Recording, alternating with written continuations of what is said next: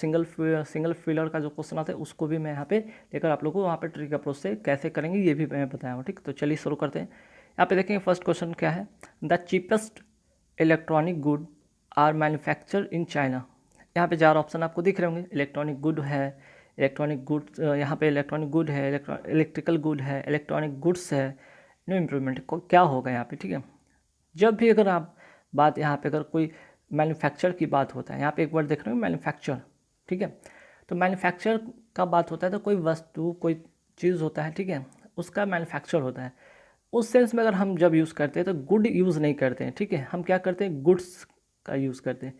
Goods मतलब कोई वस्तु कोई सामान जिसको कहते हैं, है ना, उस सेंस में जब यूज़ होता है तब वहाँ पे देखेंगे यहाँ पे मैन्युफैक्चर, तो एक चीज़ पहले पता चलेगी कोई चीज़ की मैन्युफैक्चरिंग हो रही, कोई चीज़ मैन्युफैक्चर हो रहा है मीन्स कि कुछ चीज़ बन रहा है, तो उस सेंस में हम क्या करते हैं, गुड्स का यूज़ करते हैं। गुड का तो होगा नहीं, तो गुड का सेंस यहाँ नहीं दे रहा, गुड का सेंस यहाँ नहीं दे रहा, गुड्स का यहाँ सेंस दे रहा है, गुड्स, इलेक्ट्रॉनिक गुड्स होगा इसका करेक्ट आंसर। ठीक है, ठीक, चलिए आगे बढ़ेंगे सवाल पे।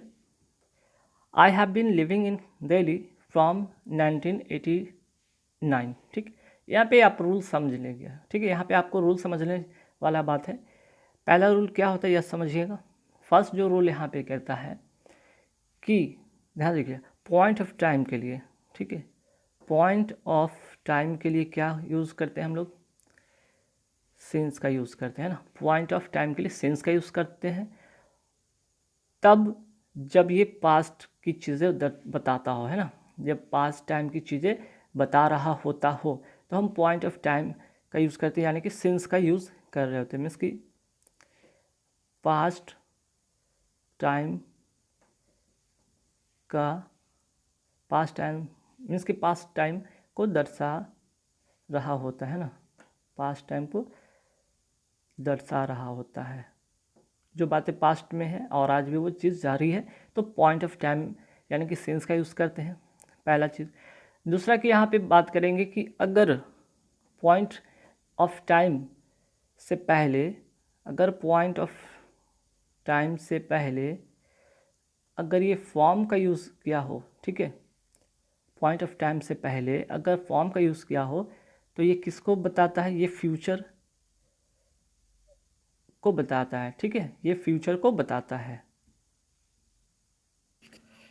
ठीक है, तो ध्यान रखिएगा, आपको एक चीज़ ध्यान रखना होगा कि अगर यहाँ पे पॉइंट ऑफ टाइम से पहले अगर फ्रॉम रहा तो वो फ्यूचर एक्टिविटी को बताता है, या फिर यहाँ पे अगर बात करें पास्ट टाइम की कोई चीज़ें को बता रहा होता है तब वहाँ पे हम क्या करते हैं, सिंस का यूज़ करते हैं।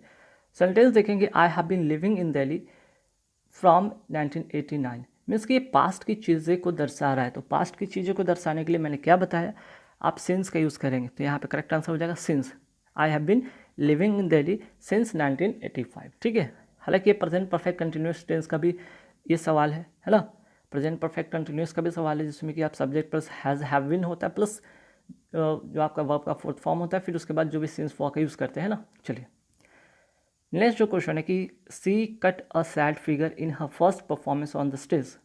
सी, अब कहने का मतलब उसका जो फर्स्ट परफॉर्मेंस हुआ है स्टेज पर वो कैसा हो, cut sad figure. Cut sad figure नहीं होता है, ये अपने आप में एक इडियम है। ठीक है, ये अपने आप में इडियम है और ये इडियम सही नहीं है। होता क्या है तब समझिए, कट सॉरी फिगर होता है क्या, कट सॉरी फिगर का मतलब क्या होता है, ध्यान रखिएगा, लज्जित महसूस करना, है ना, लज्जित महसूस करना। अब फर्स्ट परफॉर्मेंस है आपका और स्टेज पर है तो आपको कैसा थोड़ा सा हेजिटेट लज्जित जैसा फील होता है ना। चलिए नेक्स्ट क्वेश्चन क्या है कि we didn't see this movie yet. We didn't see this movie yet, अगर आपको येट सेंटेंस में दिख जाए, ठीक है, आपको येट सेंटेंस में दिख जाए तो आप क्या करेंगे वहाँ पे जरा समझिएगा, तब आप यहाँ पे यूज़ करिएगा परफेक्ट टेंस का। ठीक है, तब क्या यूज़ कीजिएगा, परफेक्ट टेंस, परफेक्ट टेंस का आपको यूज़ करना है। तो यहाँ पे देख रहे हैं डिड लगा हुआ है, ये पास्ट की बात है, ये होगा नहीं। ठीक है, कब क्या होगा, तब होगा आपका हैव नॉट सीन। ठीक है, we have not seen this movie yet. ठीक है, ध्यान रखिए एट का जब यूज़ होगा, वाई येट का यूज़ होगा तब आपको ये परफेक्ट टेंस में यूज़ होगा। चलिए next question, it is no good to cry over spilled milk. Means कि अब जैसे कहने का मतलब कि जो चीज़ व्यर्थ की चीज़ें पे समय बर्बाद करना कहते हैं ना व्यर्थ की चीज़ों पे रोना जिसका कोई मतलब बनता नहीं। तो यहाँ पे देखिए इट इज़ नो गुड, यहाँ पे रूल है, ठीक है। इट इज़ नो गुड का मतलब सुनिए, इट इज़ नो गुड। ध्यान रखिए कुछ ऐसे वर्ब होते हैं या एक्सप्रेशन होते हैं जिसके बाद अगर कोई दूसरा कोई वर्ब आता है तो वो क्या होता है, वो जेरंड फॉर्म में होता है। मीन्स कि इट इज़ नो गुड के बाद हम यहाँ पे क्या लगाएंगे, जेरंड लगाएंगे। मीन्स कि वर्ब का फोर्थ फॉर्म यानी कि gerund. It is no good के अलावा और भी बहुत सारा वर्ड है, जैसे आपको एग्जाम में डिटेस्ट जैसा वर्ड दे देता है ना, डिनाई वर्ड दे देता है, इन्जॉय दे देता है, ठीक है, इन्जॉय दे देता है। और भी होता है, इट इज़ नो गुड के अलावा इट इज़ नो यूज़ भी होता है, माइंड भी होता है, जो छोटे छोटे वर्ड में लिख देता हूँ, एडमिट होता है, अवॉइड होता है। ऐसे कई सारे ऐसे वर्ड होते हैं जो कि एग्जाम में पूछे जाते हैं। इनके साथ हमेशा वर्ब का फोर्थ फॉर्म यानी कि जरंड यूज़ होता है, ठीक है। इट इज़ नो गुड के बाद क्या मैंने बताया, वर्ब का फोर्थ फॉर्म लगना होना चाहिए। वर्ब का फोर्थ फॉर्म माने जरंड होना चाहिए। तो यहाँ पे इट इज़ नो गुड के बाद क्या होना चाहिए, टू क्राई की जगह पे क्राइंग होना चाहिए। तो यहाँ पे ये क्राइंग ये है, ठीक है, यानी कि ए इसका करेक्ट आंसर होगा। चलिए अब यहाँ से आते हैं फिलर पे, देखते हैं फटाफट। देखिए फिलर में क्या है कि the old gentleman dash to be very good friend of my grandfather. देखिए यहाँ पे turn in, turn out, turn over, turn up, चार यहाँ पे हैं। अब चारों का आपको अगर फ्रेज पता होगा तभी आप इसको कर पाएंगे। तो इसलिए कुछ फ्रेज आपको रट के रखने होंगे। जैसे कि यहाँ पे द ओल्ड जेंटलमैन क्या होना चाहिए, turn in, turn out, turn over, turn up. तो पहले यहाँ पे समझ, टर्न इन का मतलब क्या होता है, अंदर की ओर मोड़ना, है ना, अंदर की ओर मोड़ना, ठीक है। फिर क्या है टर्न आउट, टर्न आउट का मतलब क्या होता है, टर्न आउट का मतलब उत्पन्न करना या साबित होना, साबित होना, उत्पन्न होना, ठीक है, उत्पन्न होना या बाद में पता चलना, बाद में पता चलना। टर्न ओवर का मतलब क्या होता है, टर्न ओवर का मतलब होता है पलट जाना, पलट जाना। और टर्न अप का मतलब होता है पहुंचना। तो यहाँ पे अगर सेंस देखा जाए कि the old gentleman to be very good friend of my father, मतलब मेरे पिता के जो ओल्ड जेंटलमैन है क्या साबित होते हैं, वेरी गुड फ्रेंड साबित होते हैं, साबित होना, है ना। इसका मतलब इसका करेक्ट आंसर हो जाएगा टर्न आउट। क्लियर। और चारों का मतलब मैंने आपको बता दिया, turn in, turn out, turn over, turn up, ठीक है, रट लीजिएगा, काफ़ी एग्जाम में पूछा जाता है। नेक्स्ट क्वेश्चन है, it's a dash that young people are inspired by celebrities. अब यहाँ पे कहा जाता है it is dash lie, bluff, myth, mistake that young people are inspired by celebrities. Young people are inspired by celebrities. ये ज़रूरी थोड़ी है कि हर young people inspired by celebrities के द्वारा। एक मिथ है, ये क्या है, एक मिथ है ना, मिथ्या जिसको कहते हैं, बेवजह की बातें कि हर कोई है ना इंस्पायर्ड होता है सेलिब्रिटीज़ को देखकर। नहीं, ऐसा नहीं है। जिसमें बहुत ऐसी चीज़ होते हैं, बहुत ऐसे लोग होते हैं जिनसे इंस्पायर्ड होते हैं, सिर्फ सेलिब्रिटी नहीं है। एक मिथ बनाया है लोगों ने, एक मिथ या मिथ्या, एक तरह की झूठी बातें, है ना। मिस्टेक नहीं होगा, लाई नहीं होगा, इसका करेक्ट आंसर होगा मिथ। चलिए नेक्स्ट जो क्वेश्चन है, had I saved money I dash new का। देखिए यहाँ पे चीज़ें जो थोड़ा है ना, ये कंडीशनल जो सेंटेंस का जो बातें हैं यहाँ पे, ठीक है, यहाँ पे कंडीशनल सेंटेंस का बातें हैं जो कि यहाँ पे यूज़ किस सेंस में करते हैं यहाँ पे समझिएगा, ठीक है। यहाँ पे यूज़ किस सेंस में करते समझिएगा। जब कंडीशनल सेंटेंस को अगर ऐसे सिचुएशन में, अनरियल सिचुएशन में दर्शाया जाता हो, तब हम क्या करते हैं, पास्ट के अनरियल सिचुएशन को पास्ट परफेक्ट में यूज़ करते हैं ना। तो चलिए देखिए इसका स्ट्रक्चर होता है कैसे। हैड होगा, सब्जेक्ट होगा, वर्ब का थर्ड फॉर्म होगा, है ना, उसके बाद सब्जेक्ट होगा, वुड होगा, हैव होगा, वर्ब का थर्ड फॉर्म होगा, ठीक।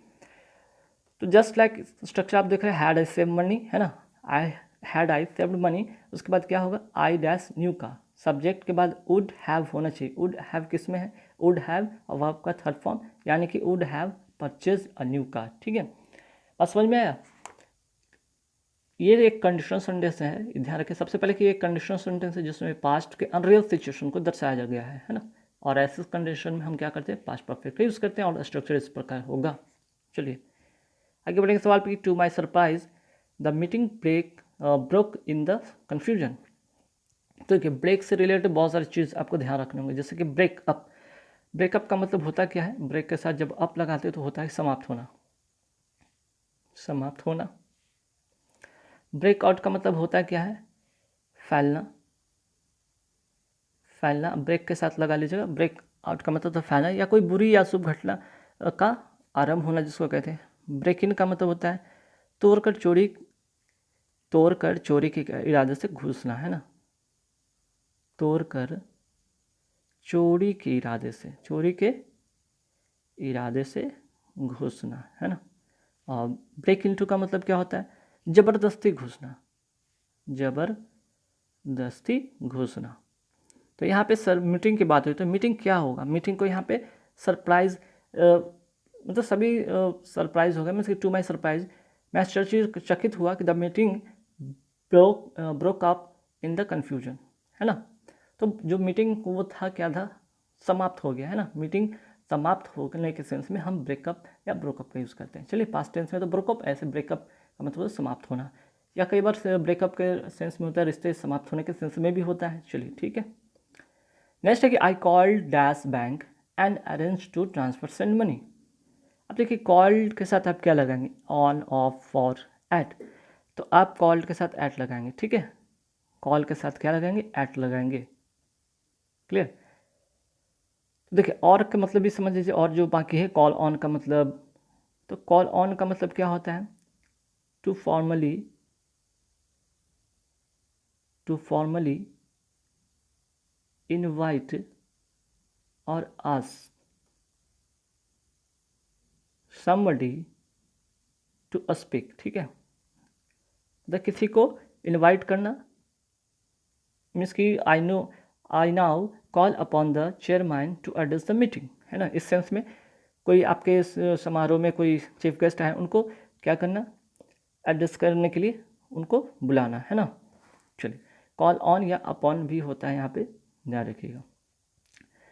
और यहाँ पे तो ऐट, कॉल ऐट का मतलब होता है to visit a place, to visit a place, यहाँ पे अर्थ होगा इसलिए ऐट होगा। अब देखते हैं यहाँ पे फॉर के सेंस में क्या होगा, कॉल फॉर का मतलब, कॉल फॉर का मतलब यहाँ पे लिख लीजिए डिमांड, टू डिमांड। और कॉल ऑफ का मतलब यहाँ पे नोट कर लीजिए, कॉल ऑफ का मतलब होता है कैंसल, कॉल ऑफ का मतलब होता है कैंसिल या स्थगित कर देना, समाप्त कर देना, है ना। चलिए गाइज यहाँ पे कुल 10 क्वेश्चन